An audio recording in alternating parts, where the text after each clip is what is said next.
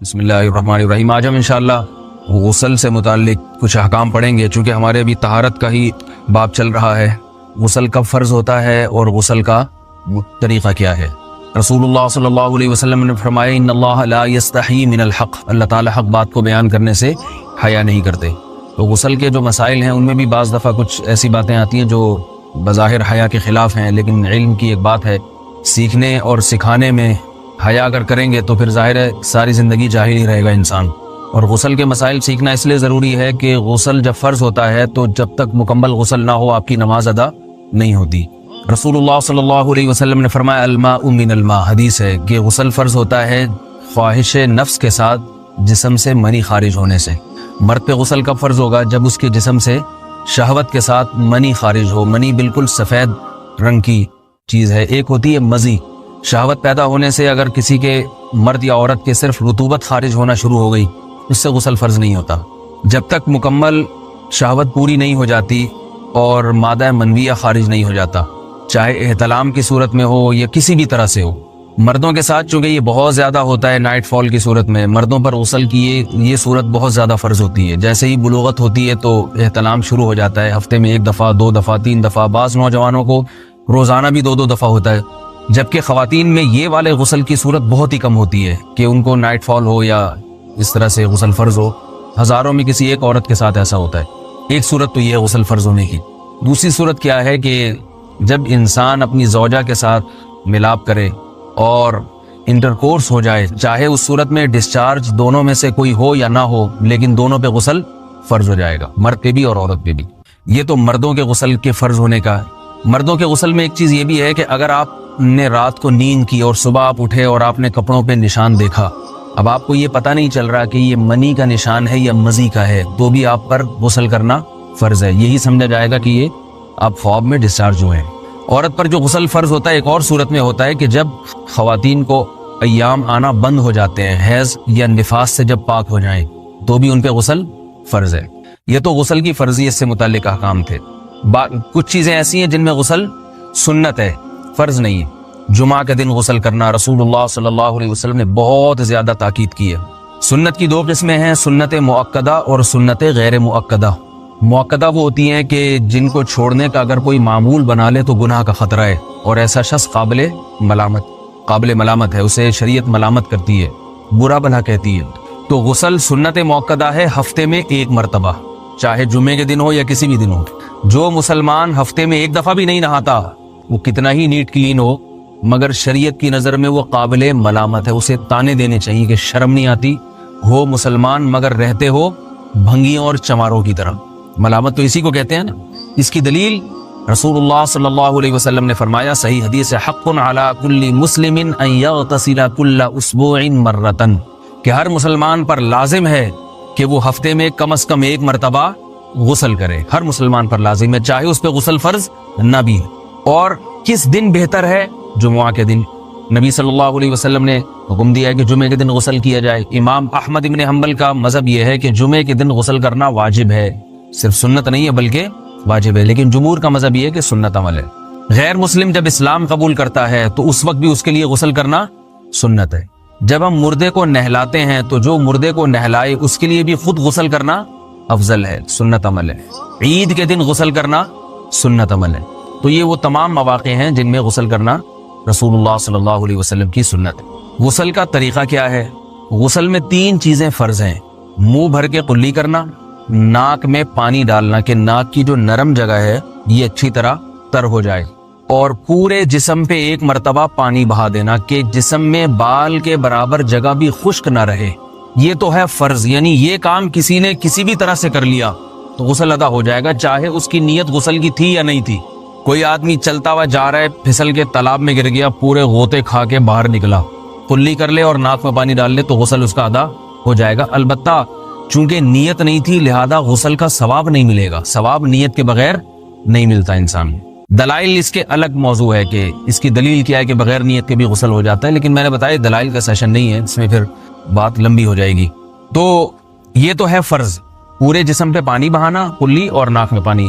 سنت طریقہ کیا ہے؟ رسول اللہ صلی اللہ علیہ وسلم غسل کیسے کرتے تھے؟ سنت طریقہ جس پہ جو اختیار کرنا چاہیے، وہ طریقہ یہ ہے کہ جب آپ غسل کے لیے بیٹھیں تو سب سے پہلے وہ جگہ دھوئیں جہاں نجاست اور ناپاکی لگی ہوئی ہے.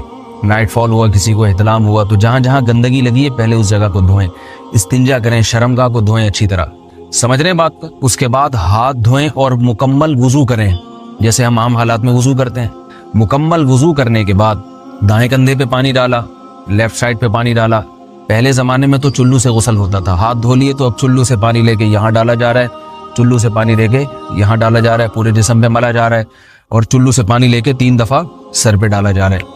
تو آج کل چلو الو تو ہے نہیں, شاور کے نیچے جا کے کھڑے ہو جاتے ہیں. تو اس میں یہ کہ شاور کھولے, اس میں کھڑے ہو جائیں, سارے چلو اس میں خود بخود ہی ہو جائیں گے, پورے جسم پہ پانی بہہ جائے گا.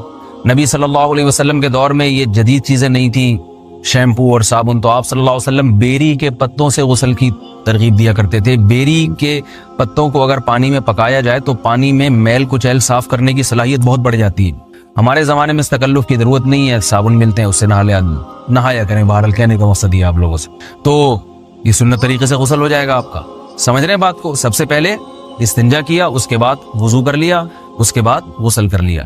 اگر کسی نے غسل میں وضو نہیں کیا اور ویسے ہی پورے جسم پہ پانی بہا دیا تو بھی اس کا وضو خود بخود ہو جائے گا. اس غسل سے وہ نماز پڑھ سکتا ہے, کیونکہ بعض لوگ غسل کرنے کے بعد دوبارہ وضو کر رہے ہوتے ہیں. اس کی ضرورت نہیں ہے, کیونکہ جب غسل کرتے ہیں تو وضو والے اعضاء تو خود بخود اس میں دھل جاتے ہیں. یہ ہے غسل کا طریقہ.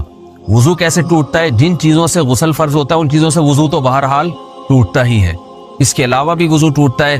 اس سے پچھلے لیکچر میں نے کچھ تفصیل بتائی تھی کہ نجاست جسم سے کہیں سے بھی خارج ہو جائے یا نجاست نکل کے بہہ پڑے. اگر قضاء حاجت کی جگہوں سے نجاست خارج ہوئی ہے تو نظر بھی آ جائے وضو ٹوٹ جائے گا, اور قضاء حاجت کے علاوہ جگہوں سے اگر نجاست خارج ہوئی ہے, خون وغیرہ ہے جیسے, تو جب تک نکل کے بہے گا نہیں تو اس وقت تک وضو نہیں ٹوٹے گا. سمجھ رہے ہیں بات کو؟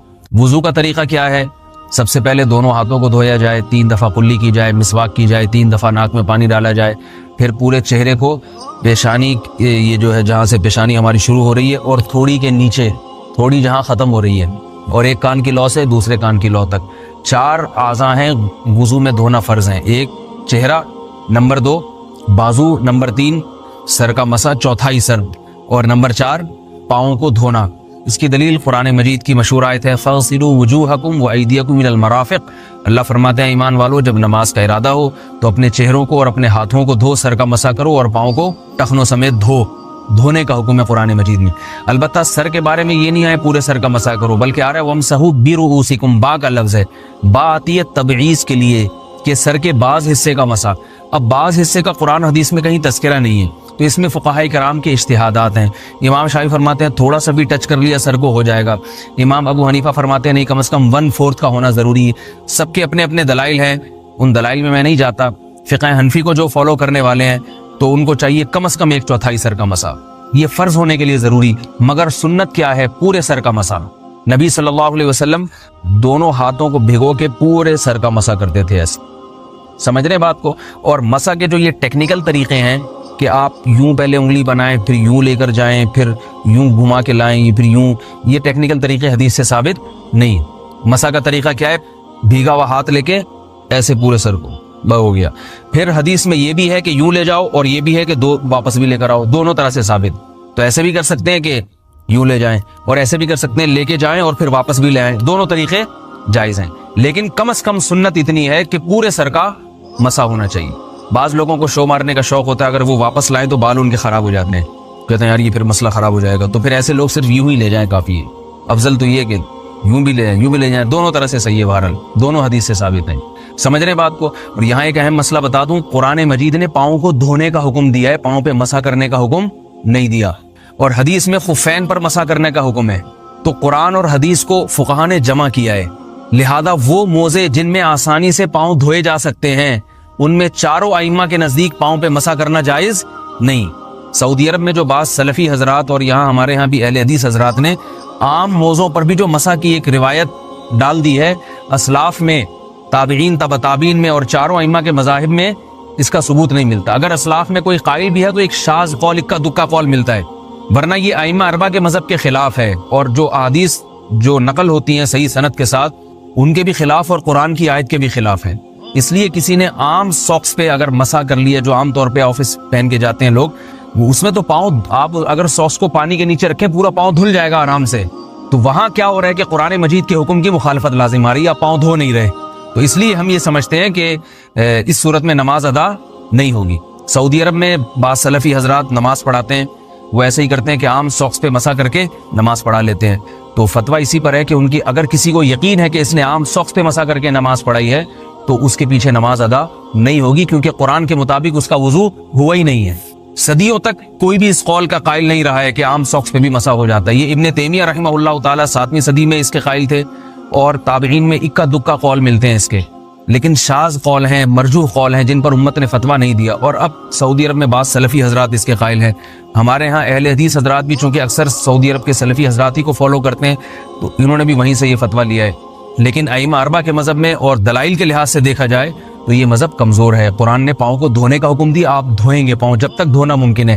چمڑے کے موزے ہیں ان کو دھونا ممکن نہیں ہے اتارے بغیر، لہذا ان موزوں کے اوپر مسا ہو جائے گا. تو اس سے قرآن پر بھی عمل ہو جائے گا اور حدیث پر بھی عمل ہو جائے گا. اس لیے ائمہ اربعہ نے جو قرآن و حدیث کو سمجھ کے جو فیصلہ کیا ہے اس پہ چلنا ہمارے لیے زیادہ مفید ہے بنسبت آج کل کے جو علماء ہیں ان کی اپنی ذاتی آراء پر. اس لیے یہ بھی ایک وضو سے متعلق اہم مسئلہ تھا. سمجھ رہے ہیں؟ باقی تو ماشاءاللہ وضو کرنا سب کو آتا ہی ہے.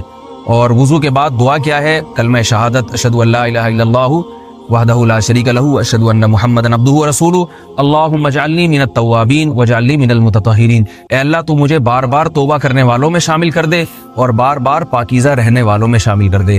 توبہ اس لیے کہ میں نے ظاہری طہارت تو حاصل کر لی، مجھے روحانی طہارت بھی عطا کر دے. اگر میں نے گناہ کی ہوں تو مجھے ان سے بھی توبہ کی توفیق عطا فرما لے، تاکہ اس لحاظ سے بھی میرا وضو ہو جائے، اس لحاظ سے بھی میں پاک ہو جاؤں. سبحانک اللہم و بحمدک، نشہد ان لا الہ الا انت، نستغفرک و نتوب الیک.